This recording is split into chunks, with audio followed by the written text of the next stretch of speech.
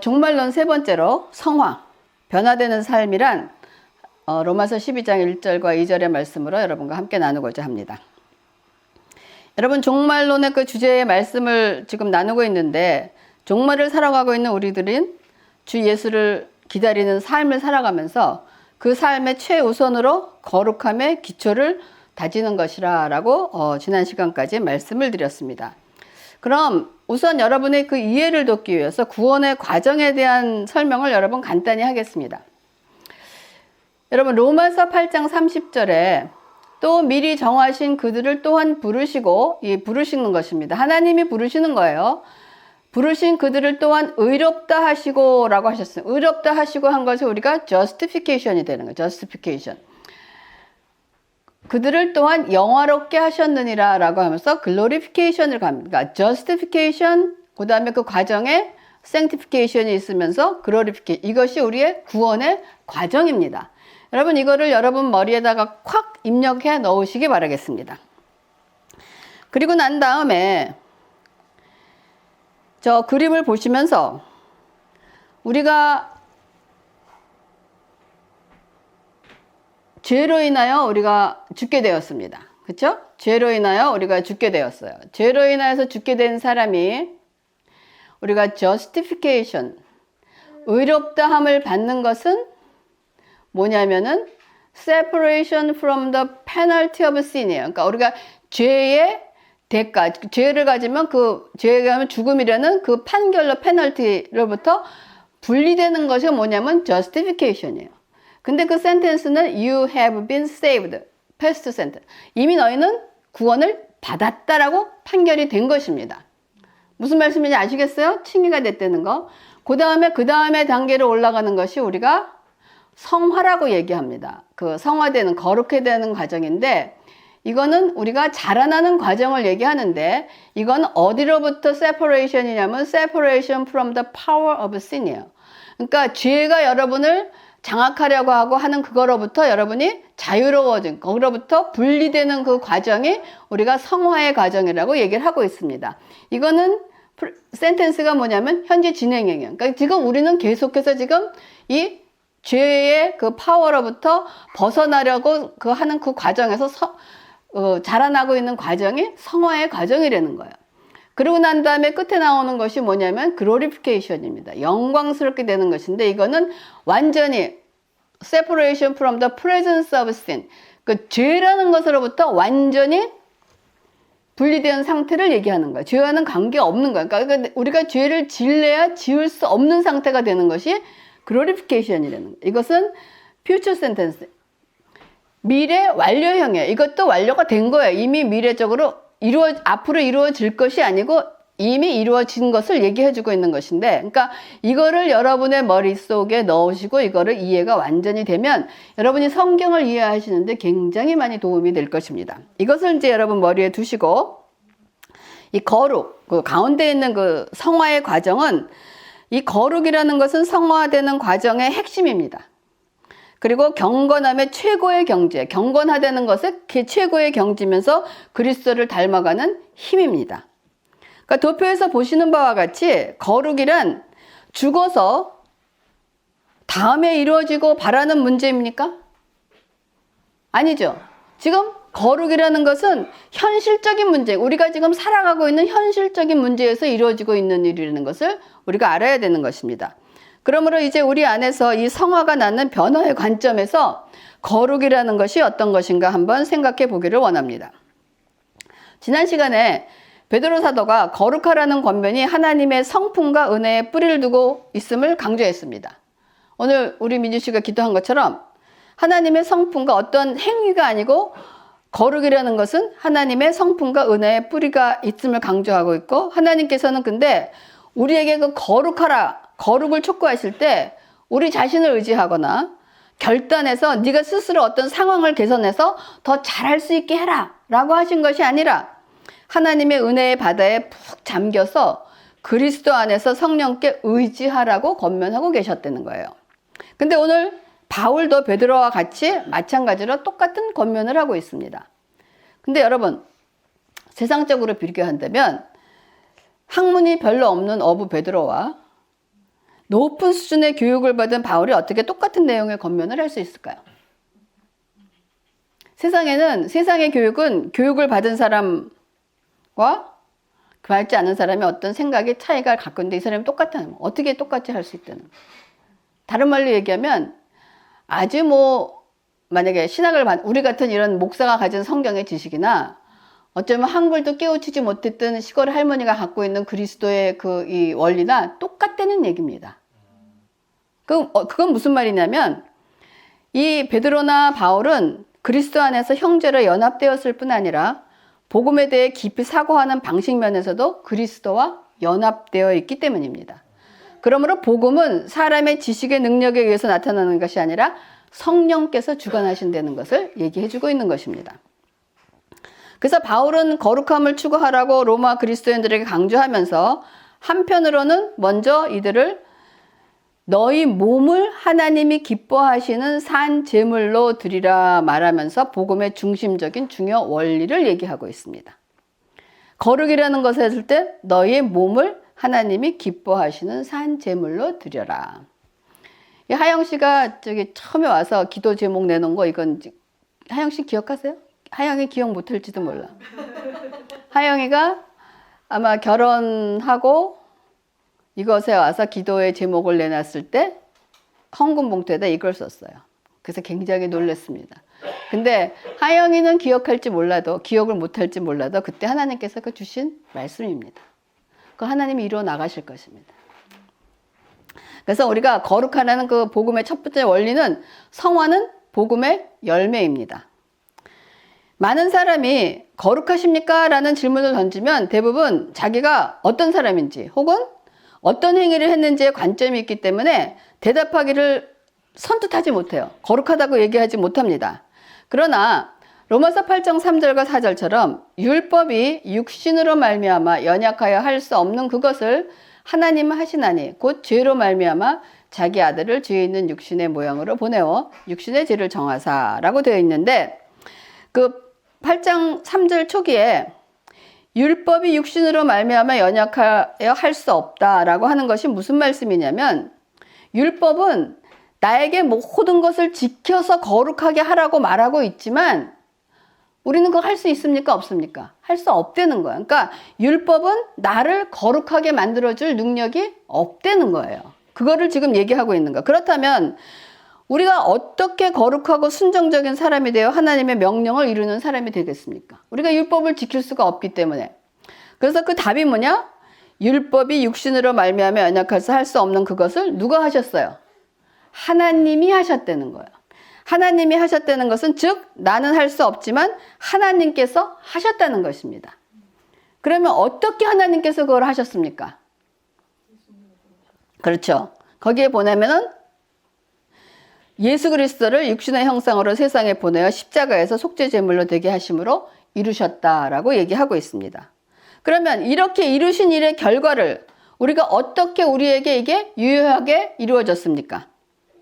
거기 보면 육신을 따르지 않고 그 영을 따라 행하는 우리에게라고 되어 있어요. 즉 성령께서 우리 안에서 일하시게 하심으로 말미암아 이루어지게 하셨다라고 얘기하고 여러분 이 로마서 8장 3절과 4절 그냥 두 절의 간단한 센텐스인데 바울이 놀랍지 않습니까?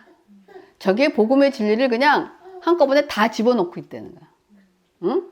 우리가 할 수 없는데 하나님이 하셨는데 하나님이 그걸 어떻게 하셨느냐? 어떻게 하신 걸 얘기하고 근데 어떻게 그 하신 결과가 우리에게 어떻게 효력 있게 오냐? 참 놀랐습니다. 그래서 바울을 사모하지 않을 수가 없어요. 그래서 여러분이 거룩해지고 즉 성화 여러분이 깨끗해지고 성화하려는 그 목적과 이유의 동기가 무엇입니까? 여러분 왜 거룩하게 지고 싶고 성화하려고 그렇게 하고 그런 동기가 있습니까? 천국 가기 위해? 거룩해지는 데는 필요한 모든 에너지의 동력은 무엇입니까? 하고 물어요. 여러분 지금 원우 씨가 천국 가기 위해라고 대답한 거에 대해서 그건 맞습니까? 틀립니까? 우리가 구원은 이미 받았습니다. 천국 갑니다. 그렇죠. 우리가 천국 가기 위해서 거룩해지는 것이 아니라는 것이에요. 이것이 우리가 갖고 있는 뭐라 그럴까? 우리도 모르게 이게 입력이 돼 있다는 거예요. 그거를 바꿔야 된대. 지금 이제 바꿔지는 얘기가 나올 것입니다. 좀 더 쉽게 질문을 해보면 거룩, 성화는 하나님 아버지를 닮아가는 거예요. 그런데 왜 저와 여러분은 하나님을 닮아가려고 합니까? 하는 질문이에요. 그러면 그 닮아가는 데 필요한 모든 힘의 구원이 무엇이냐 하는 질문을 하는 거예요. 그것이 이 원리 첫 번째, 성화는 복음의 열매다라고 얘기했는데, 그럼 왜 성화가 복음의 열매인가? 라고 물어봐야 되는 거 아니에요. 여러분 논리적으로 한번 우리가 정리해 보겠어요. 복음은 뭡니까? 좋은 소식이에요. 그렇죠? 구원의 소식입니다. 구원은 우리의 아무런 공로 없이 은혜로 얻어진 축복의 선물입니다. 이것을 우리는 칭의라고 얘기합니다. 다시 한번 얘기하죠. 우리 구원은 칭의로만 끝나는 것이 아니라는 걸 얘기해요. 우리가 칭의라고 하는데, 하나님께서 칭의란 하나님께서 죄인인 우리를 향하여 죄 없다 하시는 법적인 선포입니다. 너 죄 없다. 땅땅땅. 법적인 선포를 얘기해 주는 거예요. 근데 법적인 선포는 우리의 신분을 바꾸어 놓았을 뿐 그 신분에 맞는 사람으로 바뀐 것을 의미하지는 않는다는 것이에요. 그러나 하나님은 이 구원의 사역의 시작을 여기서 끝이 아니라 이 칭의에서부터 시작하신다는 거예요. 하나님의 구원의 사역의 길은. 하나님은 칭의로 끝내시는 것이 아니라 칭의를 시작해서 어디로 끝내시는 거예요? 영화, 글로리피케이션으로 끝내시겠다는 것입니다.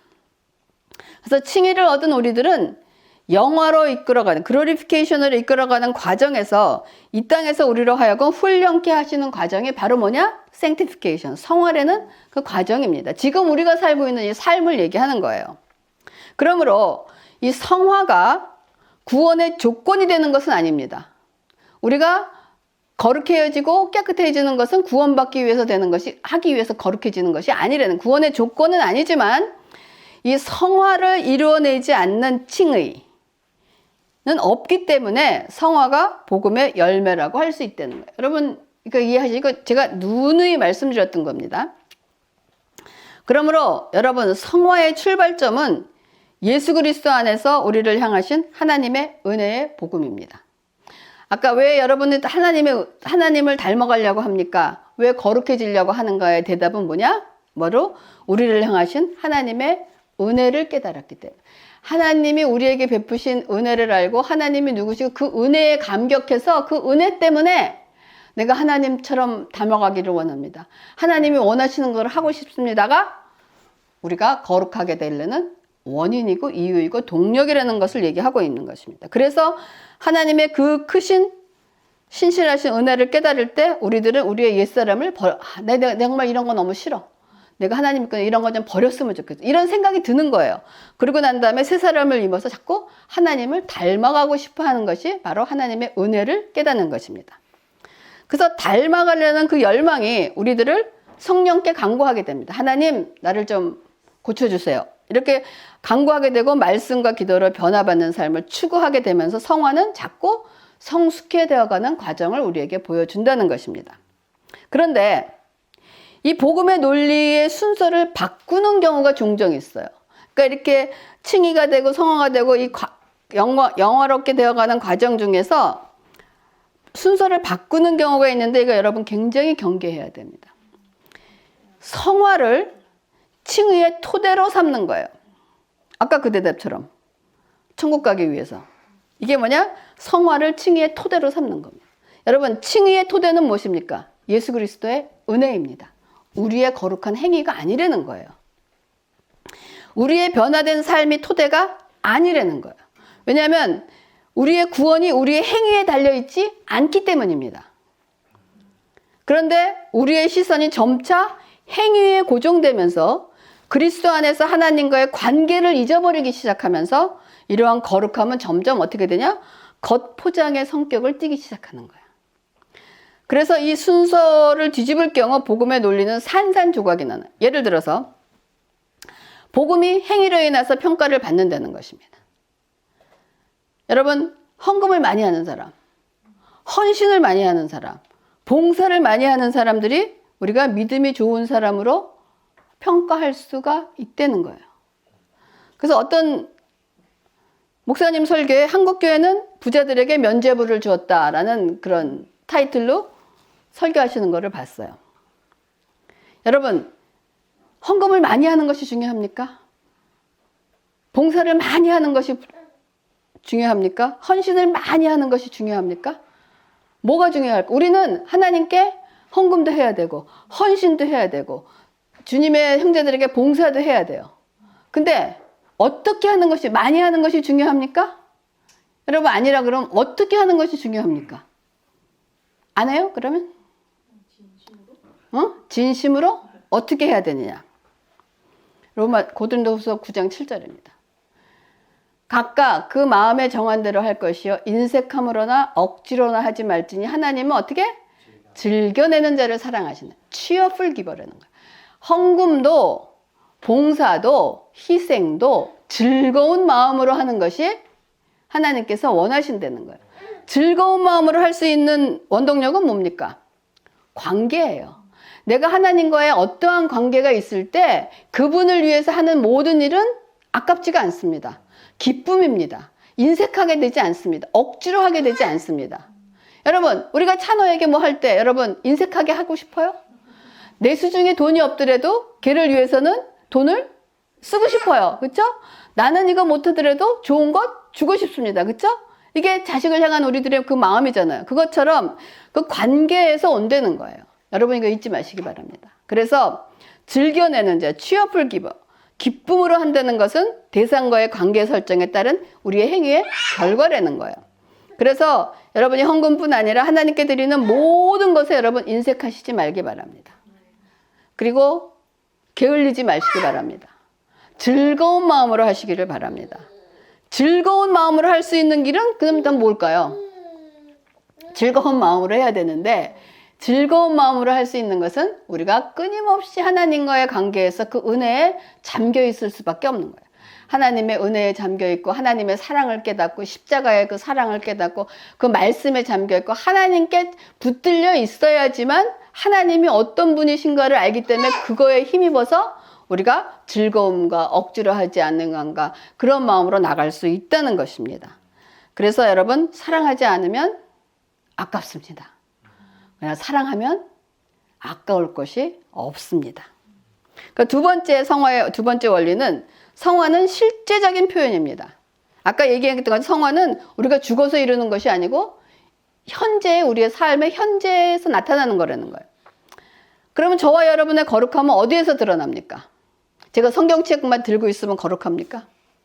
내가 나는 목사요 하고 타이틀을 갖고 있으면 거룩합니까? 우리의 행위, 즉 몸에서 나오는 거라고 바울은 얘기하고 있어요.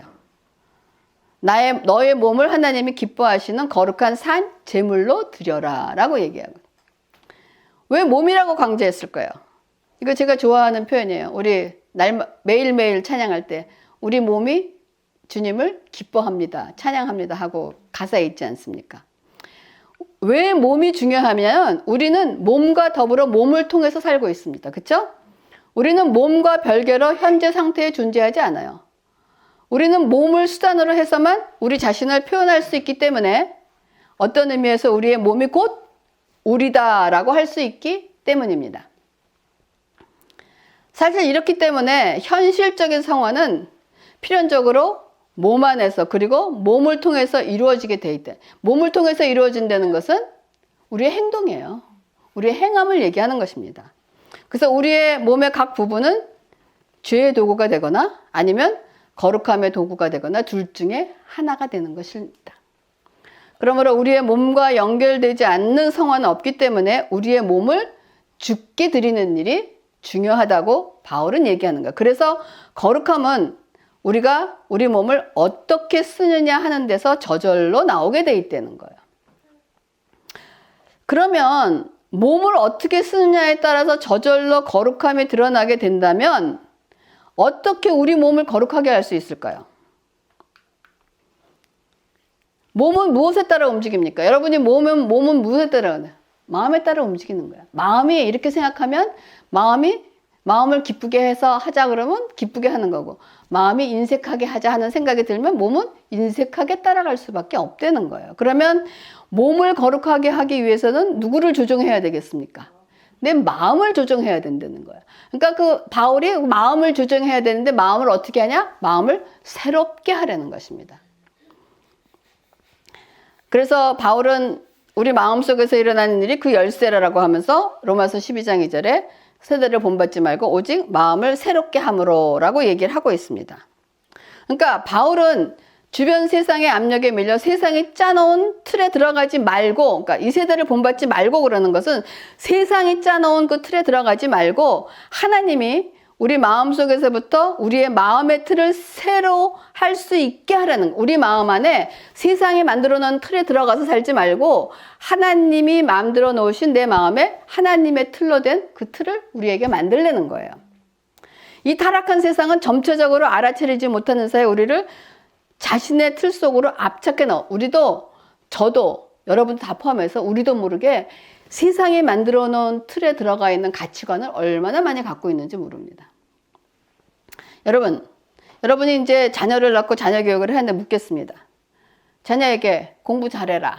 공부 잘하는 건 중요합니다. 근데 항상 공부 잘해라라고 얘기해요.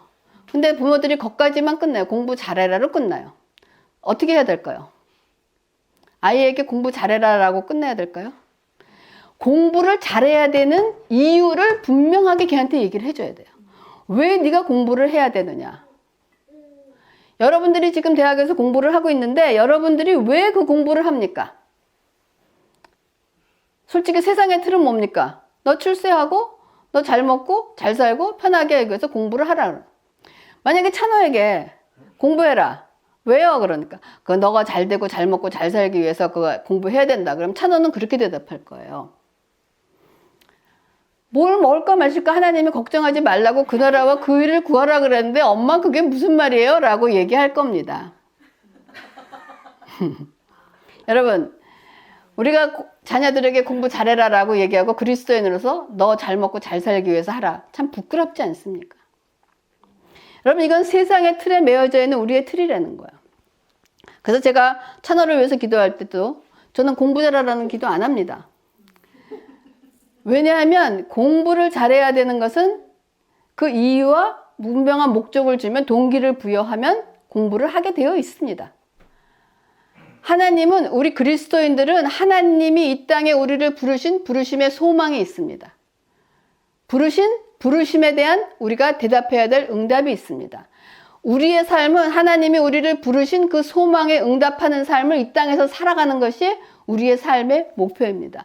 그 부르심에 응답하기 위해서 어떤 자들은 우리가 기본으로 되어 있는 공부도 할 것이고 연구도 할 것이고 우리가 돈도 벌 것이고 모든 우리가 하는 모든 일 위에 하나님의 부르심의 소망에 합당한 삶을 살기 위해서 그 일을 이루어지는 것이 여러분들이 우리의 이 땅에서 살아가는 삶을 사는 거예요.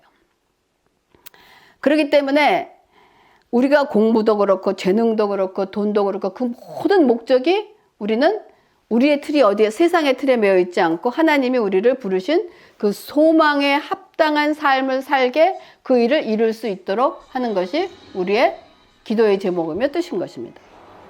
그러므로 그리스도인들은 마음을 새롭게 함으로 이런 시대의 문화에 대항하는 모습으로 변화를 받아서 세대를 본받지 말고에 대한 거 보면은 conform이라고 되어 있습니다. 영어를 더 잘하시는 분은 저 conform의 뜻이 더 뭔지 아실 겁니다. 그러니까 우리가 이런 시대에 대항하는 모습으로 non-conformist가 돼야 돼요. 세상을 따라가지 않는, 세상과 일치하지 않는 그러한 삶을 살려는 거예요.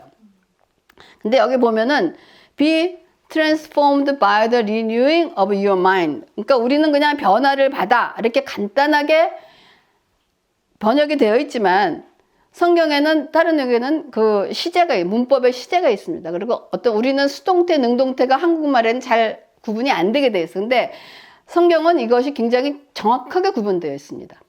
그러니까 변화를 받는 것은 여러분 어떤 거냐면 수동태예요. 여러분이 스스로 변화를 받을 수가 없어요.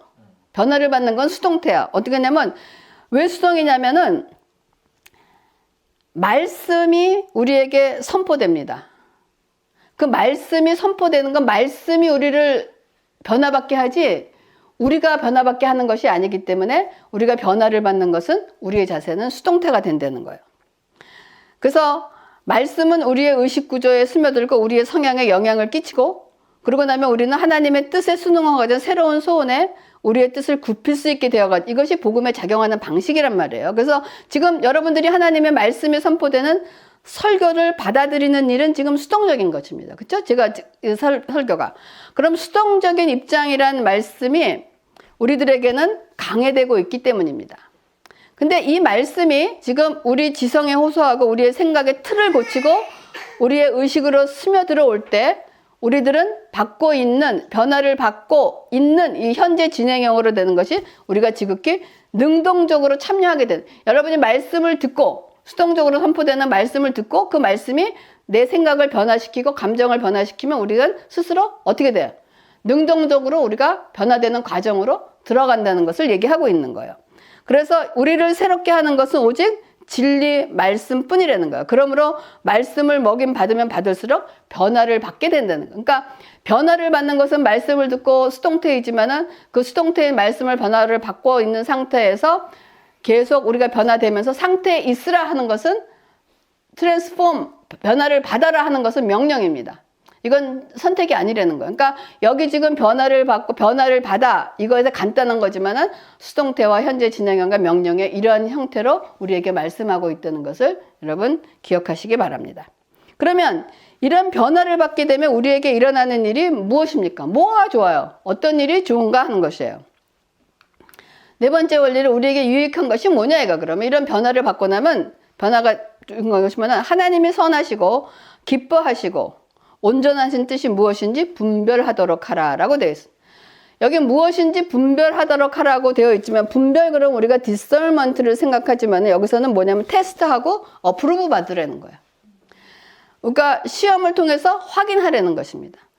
여러분, 그리스도를 믿는 믿음에는 테스트, 시험이 반드시 심한데, 우리가 왜냐하면 그리스도를 신뢰하지만 그 신뢰가 우리 삶에 어떤 결과를 가져올지는 미리 알 수 없기 때문에 우리의 믿음을 테스트할 수밖에 없는 거예요. 이거를 김 목사님은 좋아하는 단어가 있잖아. 올인하려는 거잖아. 나를 다 하나님께 드리려는 거잖아. 그리고 실제 상황에 처해 볼 때 이런 우리의 믿음을 믿고 따라 볼 때, 실제 상황에서 볼 때 하나님의 섭리가, 하나님의 목적을 서서히 펼쳐나갈 때 우리는 그 각각의 상황에서 하나님의 뜻을 발견하는 법을 배웁니다. 그렇죠? 이런 일이 있을 때 이렇게 믿고 따랐을 때 어떤 일이 일어날지 몰랐는데 이랬을 때, 아, 우리의 상황을 이렇게 이끄시는 걸 보고, 아, 하나님은 이런 분이신구나 하는 걸, 원리를 우리가 깨닫게 된다는. 근데 이렇게 발견한 법이 하나님의 전체일까요? 우리가 우리의 삶 속에서 이렇게 하나님이 일하시고 원리를 깨달은 것이 있습니다. 근데 그것이 전체가 아니고 굉장히 작은 조각의 부분의 일뿐이라는 거예요. 전체가 아니라는 거예요.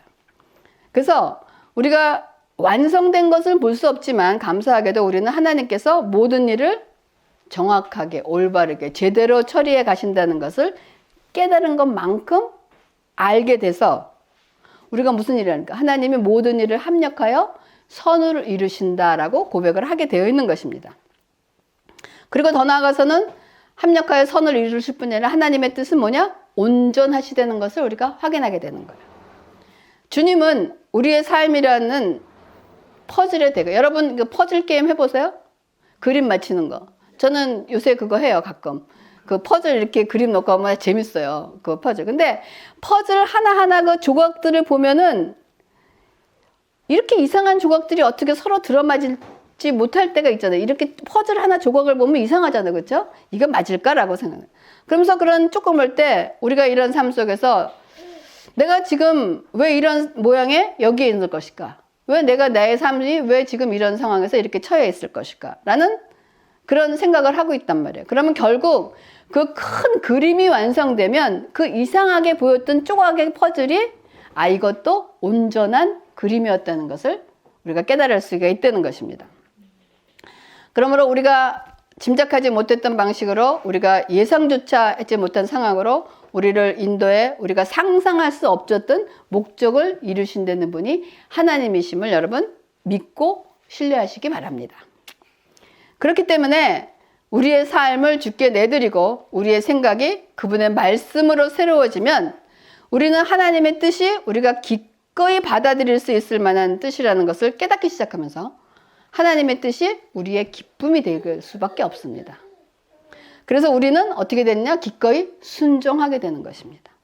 우리는 하나님이 선하시다는 것을 맛보아 알게 된다는 거예요. 그런데 거듭나지 못한 사람들에게는 하나님의 뜻은 불쾌하게 생각이 되는 거예요. 왜 이걸 다 버려야 되나? 왜냐하면 이것은 하나님의 뜻이지 그들의 뜻이 아니기 때문입니다. 그러나 이 사람이 모르는 것이 하나 있어요. 그들이 자신을 위해서 아무리 애써도 하나님의 뜻이 우리에게 훨씬 이익이 있다는 거. 이익이라고 표현할 수 없습니다. 이익이라는 단어로 표현할 수도 없어요. 훨씬 우리에게 유익하다는 것입니다. 그래서 변화를 받고 있는 사람들에게는 하나님의 뜻은 뭐냐? 기쁨을 가져오게 되어 있습니다. 여러분도 이 기쁨을 맛볼 수 있기를 바랍니다.